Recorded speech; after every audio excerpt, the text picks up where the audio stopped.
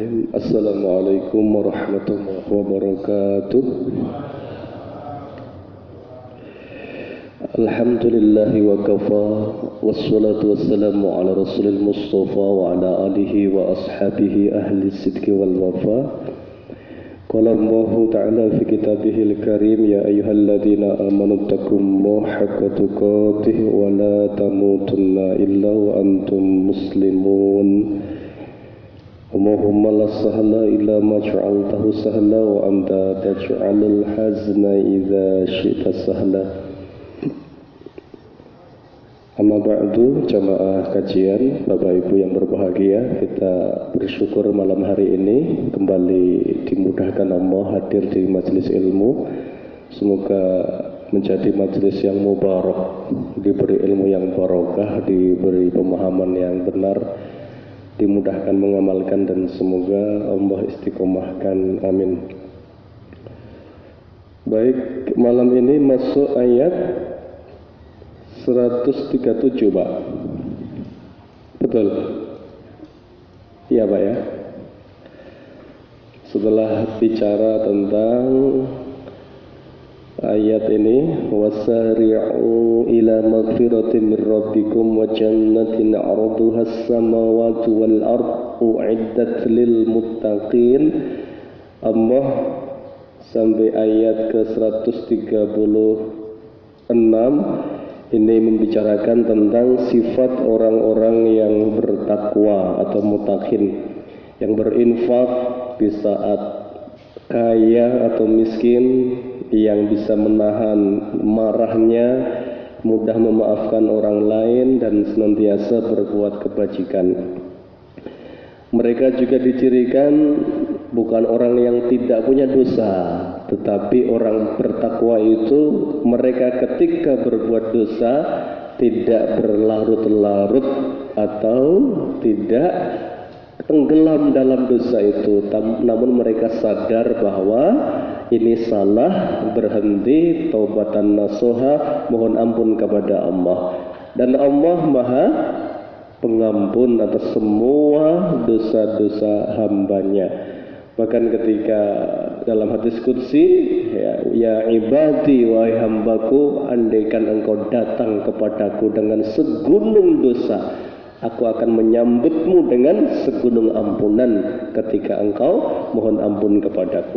Artinya semua yang diajarkan oleh Allah dan Rasulnya itu adalah sebuah janji dari Allah dan Rasulnya. Baik, sekarang ayat 137 ya. Ini belajar sejarah, kisah ya. A'udzu billahi minasyaitonir rajim. Ali Imran 137. Qad khalat min qablikum sunanun fasiru fil ardi fanzuru kaifa kana aqibatul mukazzibin. Qad khalat, sungguh telah berlalu, min qablikum, sebelum kalian, ini berarti sebelum kita umat Islam, sunanun, sunnah-sunnah Allah ya.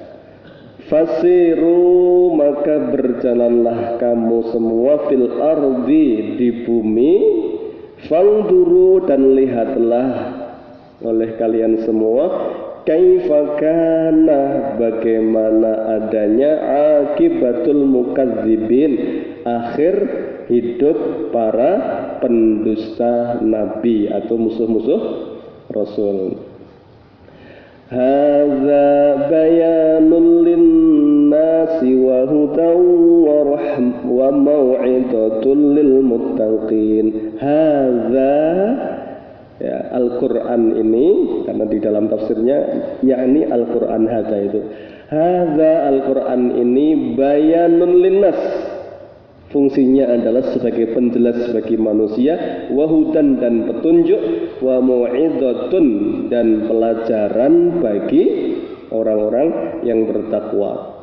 Wala tahinu, dan janganlah kalian merasa lemah, wala tahzanu, dan janganlah bersedih hati, wa antumul a'launa in kuntum kuntum mu'minin, dan engkau adalah al-a'launa, yang paling tinggi derajatnya, in kuntum mu'minin, jika kalian beriman.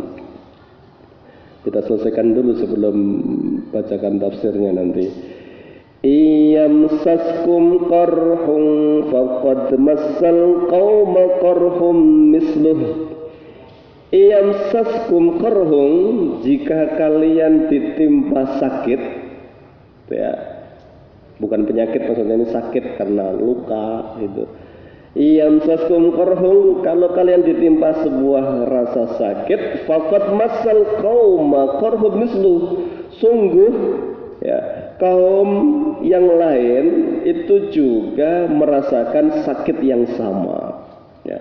Wa tilkal ayyamun nudawiluha bainan nas, dan demikianlah hari-hari itu, kekalahan dan kemenangan, nudawiluha, kami pergilirkan di antara manusia, ya.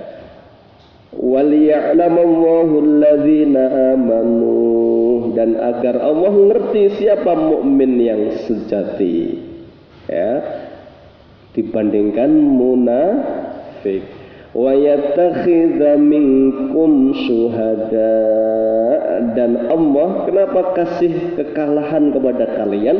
Karena Allah ingin menjadikan kalian sebagian, minkum itu sebagian kalian, sebagai syahid. Nanti perang itu naik menang terus, nggak ada yang mati syahid, Pak. Ya, kan begitu. Makanya Allah kasih tahu, kenapa kok kalah dalam perang Uhud itu? Karena Allah ingin menguji dan menjadikan kalian sebagai syahid sebagiannya. Makanya diberi kekalahan oleh Allah Subhanahu wa taala. Tapi ada hikmahnya nanti. Wallahu la yuhibbudz zalimin, dan Allah tidak suka dengan orang-orang yang zalim. Wal yumahhisallahu alladzina amanu, dan Allah hendak menguji orang-orang yang beriman. Wa yamhaqal kafirin, dan akan dibinasakanlah orang-orang kafir.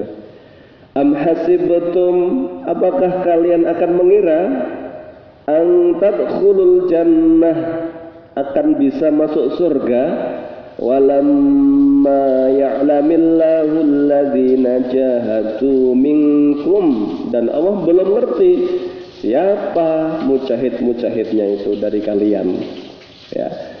Siapa mujahid-mujahid di antara kalian, ya.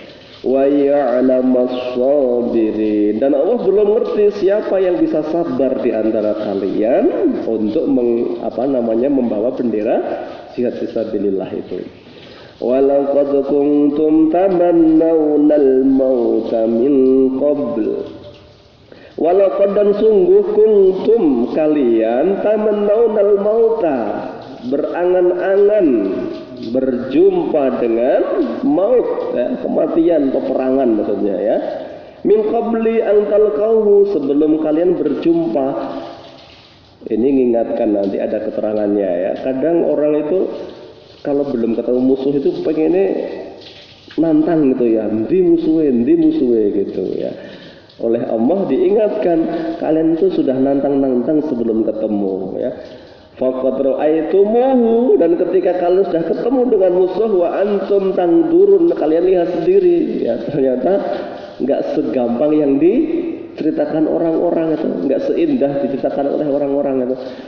Kan kalau di kisah-kisah itu kan enak sekali. Ada kalau orang mati syahid itu ruhnya di tembolok burung hijau, terbang ke surga, ke sana kemari. Kemudian suatu hari Allah datangi ruh-ruh itu, ditanya oleh Allah, kalian mau apa? Kalian minta apa? Begitu. Karena nggak ada yang jawab, Allah nanya terus itu sampai ruh-ruh itu merasa tidak enak dan harus menjawab. Kembalikan kami sekali lagi ya Rabb, ya Allah, ke dunia. Kami ingin terbunuh di perang-perang fisabilillah sekali lagi itu. Rasulullah ketika menjelaskan, ditanya kenapa mereka ingin balik mati syahid ya Rasulullah? Karena nikmatnya mati syahid itu, ya. Kalaupun sakit itu seperti apa? Kulit digigit semut dalam hadis itu. Itu kan satu hadis, Pak. Tapi kan perang itu gampang apa tidak? Jelas ada 3 ayat kutiba dalam Al-Quran ya. Kutiba alaikumusiyam, ini yang sebentar lagi nanti 40 hari ya. Ada kutiba alaikumul kisos, ada kutiba alaikumul kital. Itu beriring ayat-ayat itu di surah Al-Baqarah ya.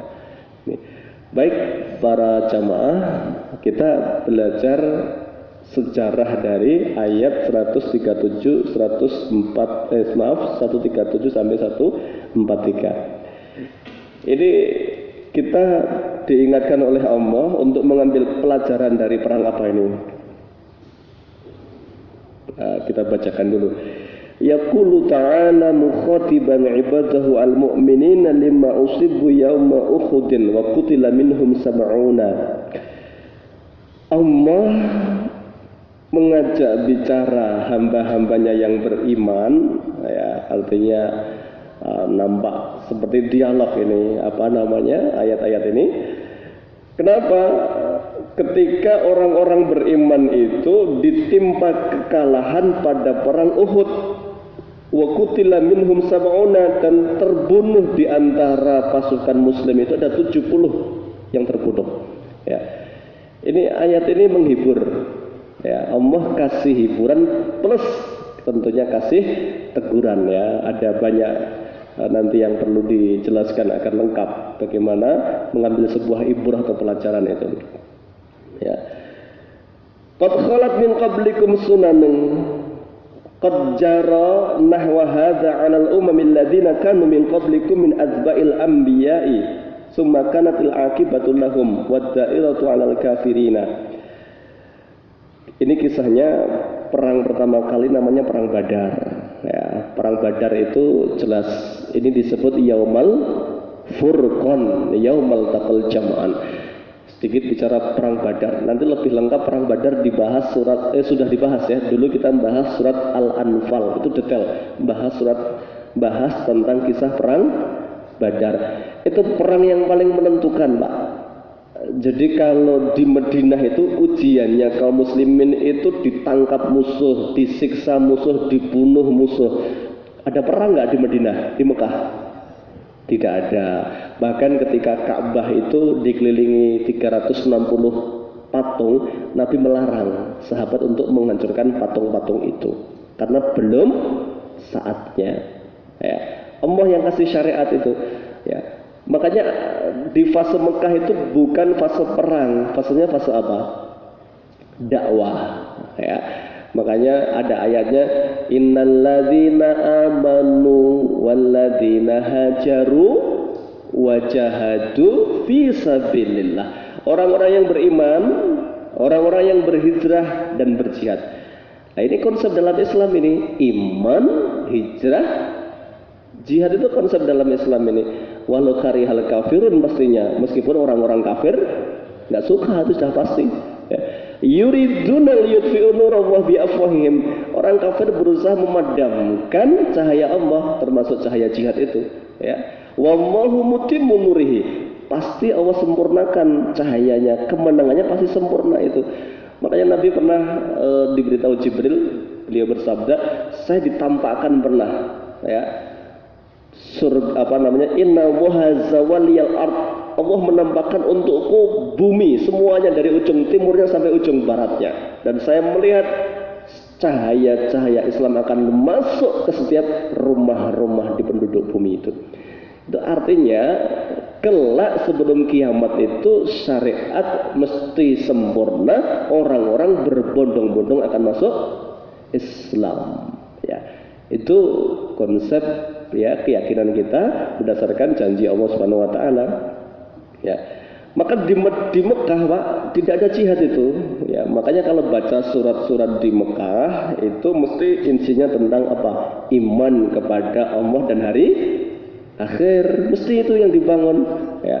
Nggak ada perang, nggak ada, Pak, nggak ada perang sama sekali, nggak ada. Bahkan sekelas Umar bin Khattab itu ketika beliau disiksa, Umar balas nggak? Tidak balas. Umar pun nggak berani ya.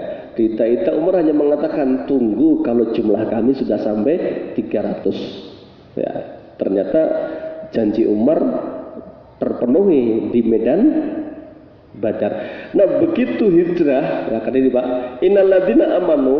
Nah ini namanya bukan sebuah sejarah harus pasti, dan artinya gini, tidak setiap sesuatu itu dipahami dengan saklek saja, maka dilihat konteks sejarahnya itu ya. Innalladzina amanu, orang-orang yang beriman ya. Kenapa mereka hijrah Pak? Nah karena hijrah itu sebuah upaya untuk satu menyelamatkan agama. Wah ini habis ini, apalagi sepeninggalnya Abu Thalib sama Khadijah, orang kafir berani sekali ya, terang-terangan mereka ya mau membunuh para sahabat. Bahkan terakhir ya, ini tahun ke-12 kenabian kan, Nabi mulai dakwah ditolak di Mekah, di luar Mekah ke Taif ditolak. Nabi punya rencana hebat mendakwai orang-orang Yasrib yang pergi haji. Nah, itu tahun ke-11 kenabian. Didakwailah masuk Islam 6 orang Pak dari Madinah, namanya Yasrib dulu. Kenapa disebut Yasrib? Karena bentrok terus itu antara Aus sama Khazraj itu, Yasrib ya. La tasriba alaikumul yaum, itu ya, saling mencela, saling memusuhi. Nah kemudian 6 orang ini Nabi peseni ya untuk mendakwahkan Islam semampunya. Nah ini minta guru, dikirimlah siapa? Mus'ab bin Umair.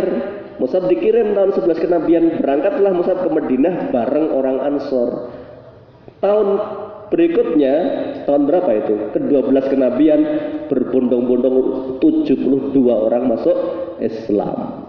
Nah di bai'ah, namanya bai'ah Aqabah yang kedua, disumpah sama Nabi, hendaklah kalian menolongku sebagaimana kalian menolong anak dan istri kalian. Hendaklah kalian mengedepankan urusan agama dibandingkan urusan pribadi. Dan banyak sumpah-sumpah di bai'ah Aqabah isinya.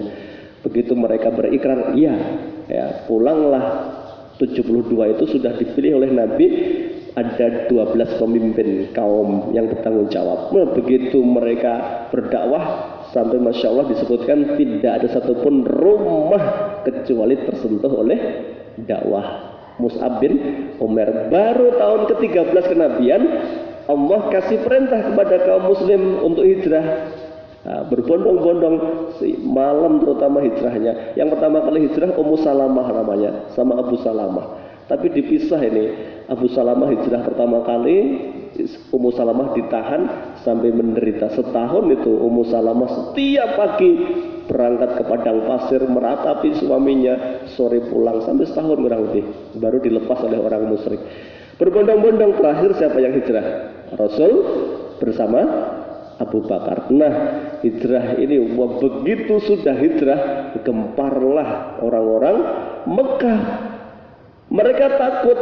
Begitu Madinah dikuasai oleh sahabat, ancaman pertama kali apa bagi orang kafir? Bisnisnya. Kenapa? Jadi digambarkan begini, bisnisnya orang kafir Quraisy ada di surat Al-Quraisy keterangannya. Li'illa fi Quraisy ila fihim rihlatash syita was-shaif. Orang kafir Quraisy itu kalau dagang dari musim dingin sampai musim panas. Ya, musim dingin ke Yaman, musim panas ke Syam kalau nggak salah. Ya. Dan Syam itu letaknya, kalau ini Mekah, ini Syam, Madinah di sini Pak. Zaman dulu dagang itu jalurnya hanya jalur darat. Waduh, ini kalau nggak dihancurkan Madinah ini bisa bahaya bagi ekonomi. Kenapa? Bisa disergap terus sama sahabat itu. Dan kenyataannya betul. Ya, maka begitu Nabi dengar informasi ya bahwa Abu Sufyan, jadi begitu hijrah ini Pak, cerita sedikit, ada yang dibawa nggak hartanya? Nggak ada Pak, karena zaman itu ketat sekali. Ada orang kaya raya namanya Suhaib Ar-Rumi. Suhaib ini orang kaya raya. Dia begitu hijrah dikumpulkan hartanya, dibawa pakai onta, berkeping-keping, mungkin ribuan atau jutaan dinar ya. Ya, begitu ketahuan Abu Jahal dicegat itu, ya. Wahai Suhaib, kamu dulu datang ke Mekah itu dalam keadaan miskin. Kami biarkan berdagang di kota kami, sekarang jadi kaya raya. Kok enak-enakan kamu mau pergi membawa semua hartamu mengikuti Muhammad gitu. Kamu pilih tetap tinggal di kota ini, tinggalkan agama Muhammad, ku biarkan engkau berdagang sesukamu. Kembangkan hartamu silahkan. Atau pilihanmu yang kedua, kamu ikut Muhammad, tinggalkan semua hartamu. Jadi Suhaib itu ceritanya Pak, pas hijrah itu termasuk yang carry, terlambat itu. Sampai sahabat sudah ada yang ngomong, nampaknya Suhaib enggak hijrah ya Rasulullah karena kabutan bondo kita ya. Keberatan kata Nabi, enggak, Suhaib akan hijrah nanti ya. Maka betul ketika sahabat-sahabat menunggu itu dari tempat yang jauh sekali ada satu titik hitam, Nabi bersabda, itulah Suhaib Ar-Rumi, dia berhijrah menuju Allah dan Rasulnya. Maka turun Al-Quran itu ketika memuji Suhaib Ar-Rumi itu ya tentang orang-orang yang menjual hartanya untuk urusan agama. Harta dijual itu ya, artinya apa? Dibiarkan kehilangan harta. Makanya orang kafir itu Pak, begitu hijrah mereka diuntungkan itu. Satu, properti jelas. Bapak-bapak bayangkan kaya itu. Abdurrahman bin Auf itu itu tuan takur sekarang ya. Tanahnya di mana-mana itu ya. Utsman bin Affan, Abu Bakar As-Siddiq, Umar bin Khattab, orang-orang kaya semua ditinggalkan semua Pak hartanya. Dirampas oleh orang-orang kafir. Maka begitu Nabi hijrah setahun ke Madinah, Nabi ngirim utusan untuk mempelajari. Nabi itu berkala Pak, jalan-jalan menuju perdagangan itu dikontrol sama Nabi. Satu hari orang Nabi mendengar informasi Abu Sufyan pulang dari Syam mau lewat Badar, dekat dari Uhud, dekat dari Madinah, itu hanya dikawal oleh 40 orang ya, membawa harta 50.000 dinar. Itu nek dikalikan, jenengan kalikan 50.000 kalikan 3.700.000, berapa miliar ketemunya.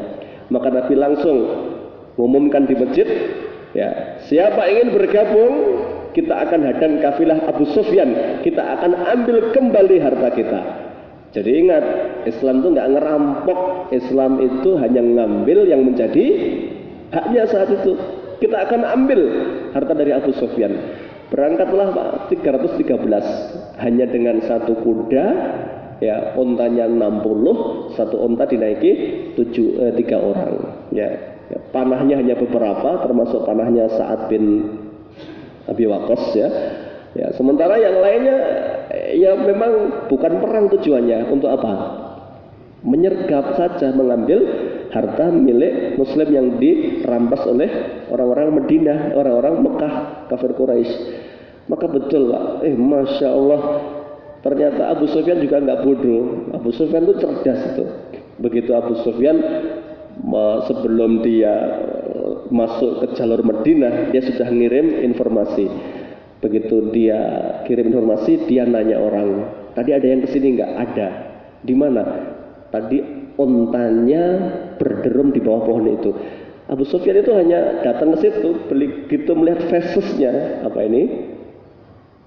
telek onta itu, begitu disentuh gini itu, langsung dia mengatakan, ini biji kurma penduduk Yasrib. Berarti yang di sini tadi adalah sahabatnya Muhammad.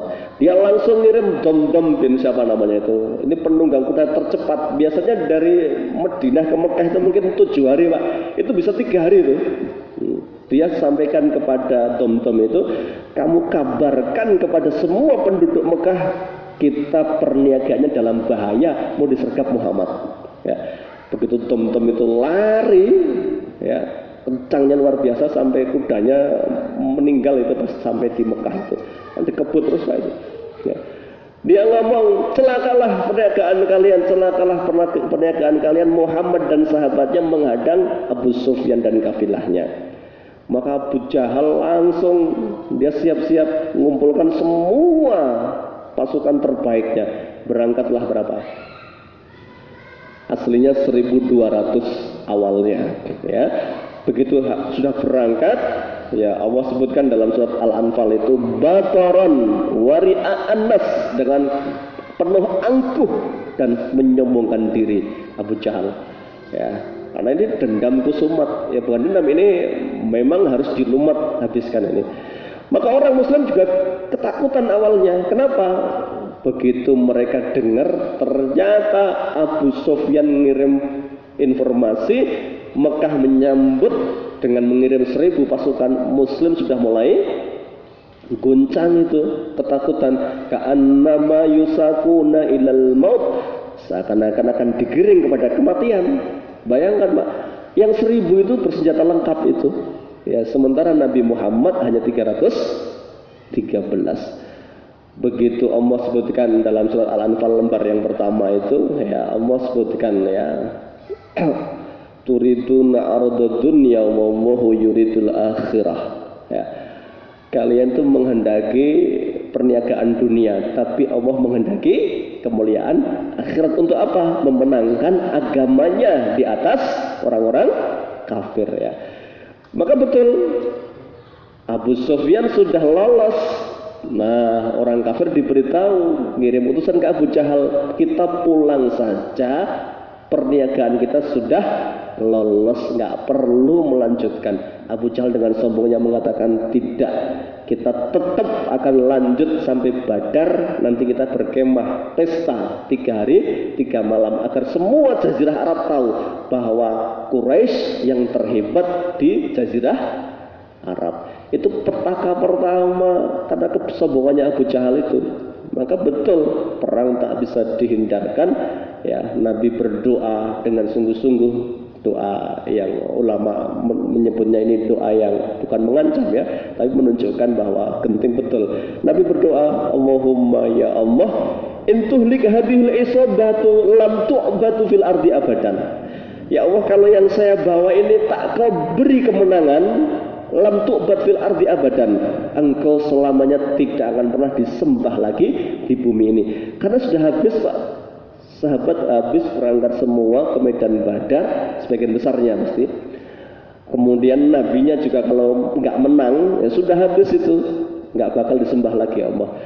Doa yang sangat-sangat mendesak kepada Allah itu akhirnya Allah turunkan kemenangan. Nah, berapa pasukan kafir yang terbunuh? Ya, sama jumlahnya dengan Muslim yang terbunuh. Di sini sebutkan 70 atau 75. Tapi ini bukan sembarangan Pak yang mati. Ini tokoh semua, mayoritas. 15 komandan. Abu Jahal mati. Yang bunuh siapa? Yang bunuh anak kecil Afra sama Amr ya. Ini anak kecil di Madinah. Dia nanya kepada Abdurrahman bin Auf, "Man paman, mana yang namanya Abu Jahal itu?" Kenapa nak? Saya dengar Abu Jahal itu yang paling kejam musuhin Nabi dulu ketika di Mekah. Yang mana orangnya? Ini karena anak Madinah Pak, nggak pernah lihat Abu Jahal. Maka diberitahu oleh Abdurrahman bin Auf setelah menonjol, nah itu yang namanya Abu Jahal. Abu Jahal itu muter-muter ngatur pasukan, dikelilingi oleh pasukan ininya, pelindungnya ya. Maka anak muda itu langsung merangsek, usianya 14 atau 15 tahun anak-anak muda ini. Langsung ditebas kakinya Abu Jahal ya, kemudian jatuh. Kemudian ketika itu dia ditusuk ya, tepat di bagian organ vitalnya ya, mulut hati atau perutnya ini. Kemudian terengah-engah. Ketika itu ketahuan siapa? Abdullah bin Mas'ud radhiyallahu anhu. Karena Abdullah bin Mas'ud itu dulu tukang gembala kambing. Maka diinjak kepalanya Abu Jahal itu, kemudian ditarik janggutnya dihinakan. Abu Jahal itu masih sempat ngejek siapa? Siapa ini? Tadi Abdullah bin Mas'ud ya, anak penggembala kambing, penggembala kambing, apa yang kamu dapatkan dari peperangan ini? Gantian Abdullah bin Mas'ud dia bertanya, ya, sudahkah kau dapatkan janji ya yang telah diberikan kepadamu ya oleh orang-orangmu bahwa kamu akan didukung dan lain sebagainya? Nggak ada yang bisa menolongmu hari ini. Kemudian dipenggal oleh Abdullah bin Mas'ud saat itu ya. Ini Abu Jahal mati. diiringi oleh banyak yang mati. Syaibah, Rabi'ah, Umayyah bin Khalaf, ini yang nyiksa keluarga Ammar bin Yasir, dan banyak, ada 15 jenderalnya mati dikubur di satu tempat oleh Rasulullah SAW. Gemparlah Pak Jazirah Arab, semua tidak menduga 313 Muslim bersenjata apa adanya menang melawan 1000 bersenjata lengkap. Yang mati 75, yang tertawan 75, ghanimahnya bertumpuk-tumpuk banyak. Kalah total orang kafir Quraisy. Maka mereka pulang dalam keadaan tertunduk lesu sampai Mekah. Nah, itulah kekalahan pertama, dan itu meruntuhkan hegemoni kafir Quraisy. Ya. Maka di dalam surat Al-Anfal ayat 24 itu Allah berfirman, wadhkuru id antum qalilum mustad'afuna fil ard takhafuna an yatakhattafakumun nasu fa'awakum wa ayyadakum binasrih warzaqakum minat thayyibati la'allakum tashkurun. Ini Allah mengingatkan orang muslim, wadhkuru, dan ingatlah kalian semua, hai orang-orang beriman, id antum qalilun, ketika jumlahmu sedikit, mustad'afuna fil ard, dalam keadaan lemah. Fil ard di mana? Fil ardi, fil Mekah. Ingatlah ketika jumlahmu sedikit, tertindas di bumi Mekah. Fa'awakum, kemudian Allah kasih tempat tinggal yang nyaman. Awa itu ma'wah, tempat tinggal. Maksudnya mana? Bumi Madinah. Wa ayyadakum binasrih, dan kalian diberi pertolongan oleh Allah. Dalam tafsir Ibnu Katsir disebutkan perang Badar. Jadi perang Badar itu, Bapak Ibu sekalian, itu peristiwa yang paling bersejarah. Kenapa? Ini tonggak kekuasaan Muslim pertama diakui. Maka sejak itu muncullah kelompok namanya munafik. Jadi munafik itu belum muncul Pak sebelum perang Badar. Begitu perang Badar muncul munafik. Jadi munafik itu munculnya adalah ketika Islam menang, ya, dan ketika itu orang-orang tidak punya pilihan kecuali harus menjadi Muslim. Makanya di Mekah ada munafik nggak? Di Mekah nggak ada Pak. Karena ketika Islam lemah itu nggak bakal ada munafik, ya. Pilihannya hanya ya Muslim atau kafir itu, ya. Tapi ketika Islam menang, orang yang hatinya kotor itu dia disebut munafik. Kenapa? Karena kalau nggak masuk Islam dia nggak punya pilihan cantolan harus berlindung kemana. Tapi kalau mau milih Islam dengan sepenuh hati, dia nggak suka dengan Islam. Makanya Allah sampaikan fi qulubihim maradun, di dalam hati mereka itu ada apa? Maradun, penyakit. Fazadahumullahu maradha, itu penyakit apa? Penyakit benci Pak. Makanya Syekh At-Turaifi mengatakan, Syekh, bagaimana kami mendeteksi munafik sekarang ini? Munafik sekarang itu kamu lihat, kalau ada Islam dilecehkan dia diam, tapi kalau ada Muslim yang jatuh dalam sebuah kesalahan, dia besar-besarkan, diungkit-ungkit. Itu tanda munafik hari ini, kata Syekh At-Turaifi, ya. Jadi ada Islam dilecehkan dia diam, tapi ada saudara Muslim yang jatuh dalam sebuah kesalahan, dia viral-viralkan Pak, itu dibesar-besarkan, bahkan berbulan-bulan mungkin, ya, digede-gedekan, ya. Ini yang disebut munafik akhir zaman, kata Syekh At-Turaifi ini, ya. Nah, jadi perang Badar menang Pak. Akhirnya dendam kesumat ini siapa? Orang kafir Quraisy. Tepat 1 tahun 15 hari, karena perang Badar itu tanggal 17 Ramadan tahun kedua Hijriah. Meledaklah perang kedua, perang balas dendam ini. Nah, itu tahun ketiga Hijriah, tanggal 10 Syawal. Boto-boto perang Pak zaman dulu itu, ya. Tanggal 10 Syawal meledak perang Uhud. Kali ini siapa jenderalnya? Jenderalnya adalah Abu Sufyan, karena yang tersisa seniornya tinggal Abu Sufyan, ya. Abu Lahab mati, Abu Jahal mati, Umayyah mati, Al-Walid bin Mughirah bapaknya Khalid bin Walid juga sudah mati.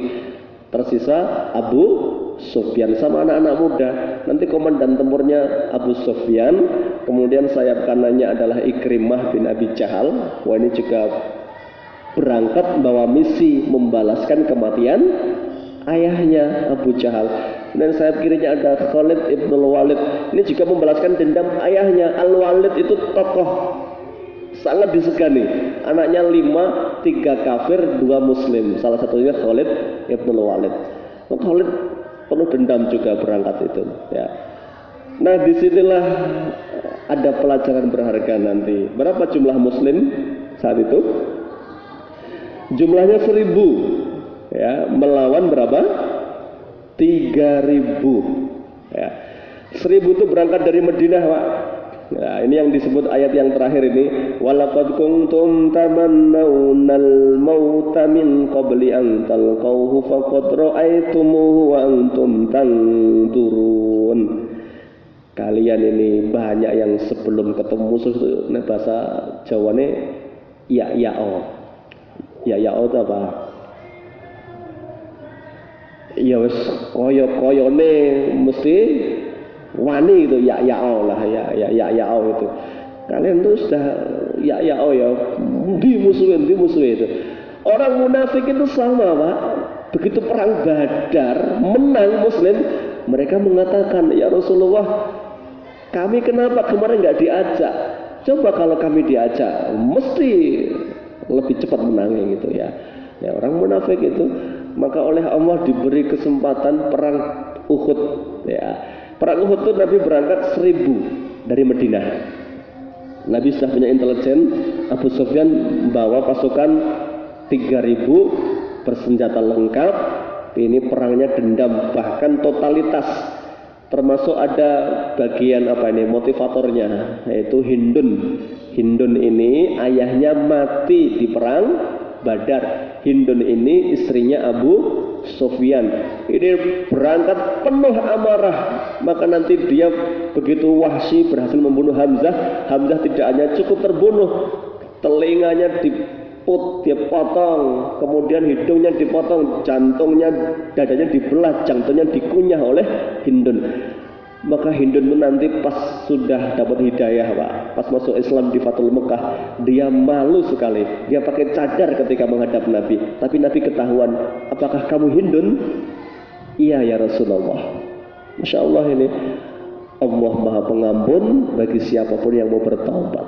Itu Hindun, Pak, yang ngunyah jantungnya Hamzah itu telah masuk Islam di Fathul Mekah dan Nabi terima keislamannya itu. Ya, dia pakai cadar, malu, suaranya dirubah-rubah, masih ketahuan oleh Rasulullah. Hindun saking malunya dia karena membunuh komandan tempur terbaik Nabi, Hamzah bin Abdul Muthalib ya. Karena ini Sayyidus Syuhada kata Nabi, orang mati syahid itu pemimpinnya adalah Hamzah bin Abdul Muthalib. Nah, berangkatlah 1000. Nah, sampai tengah jalan yang 250 ngeper. Ini yang tadi sing ya tadi itu. Ya. Ngeper itu.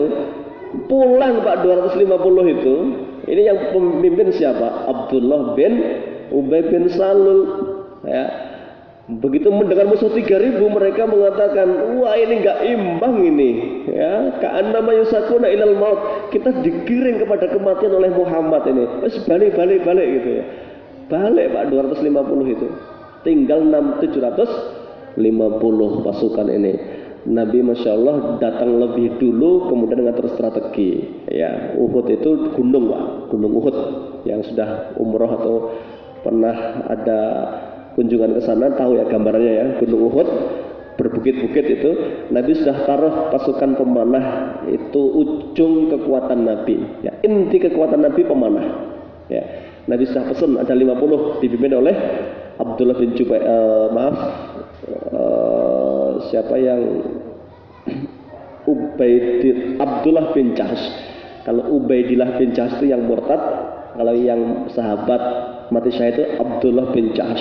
Abdullah bin Jahsh itu pemanah hebat, jadi komandan pemanah. Nabi sah pesan, kalian tugasnya satu, Kalau pasukan musuh mendekat, kalian panah dari atas. Kami mengandalkan kalian sebagai tameng bagi kami yang di bawah. Ya, betul Pak. Sampai Nabi pesan, apapun yang terjadi jangan tinggalkan pos meskipun kami disambar burung membawa kematian. Meskipun kami dimakan burung memakan bangkai, kata Nabi itu. Artinya apa? Nabi sudah wanti-wanti betul. Jangan pernah tinggalkan pos panah apapun yang terjadi. Betul Pak. Muslim menang gemilang di awal itu ya. Pasukan kafir porak-poranda ya. Abu Sufyan hanya muter-muter nggak bisa manfaatkan 3.000. Kalah telak itu. Ya, Khalid bin Walid mundur, Ikrimah mundur ya. Begitu musuh mundur, pasukan muslim tidak tuntas mengejar, malah sibuk mengumpulkan harta ghanimah, harta rampasan perang. Bagaimana nggak tergiur ya melihat kuda yang mahal. Kuda perang itu mahal Pak ya. Kuda, baju besi, emas tergeletak, maka semua rebutan. Akhirnya pasukan pemanah itu khawatir tidak kebagian. Wah lah ini kita di sini terus nggak ikut turun bisa nggak kebagian ya, ayo turunlah itu. Jabir sudah ngasih tahu, ingat pesan Nabi, apapun yang terjadi jangan tinggalkan pos. Tak kuasa Pak ini Abdullah bin Jahas ini untuk melarang sahabatnya turun 40 tinggal 10. Begitu turun, Khalid bin Walid dari kejauhan tahu kekuatan sahabat, inti kekuatannya justru meninggalkan pos itu. Turun, Khalid nggak jadi pergi, manuver dia ke belakang, naik ke bukit itu, tepat ketika berjumpa dengan 10 sahabat, dibantailah oleh Khalid bin Walid.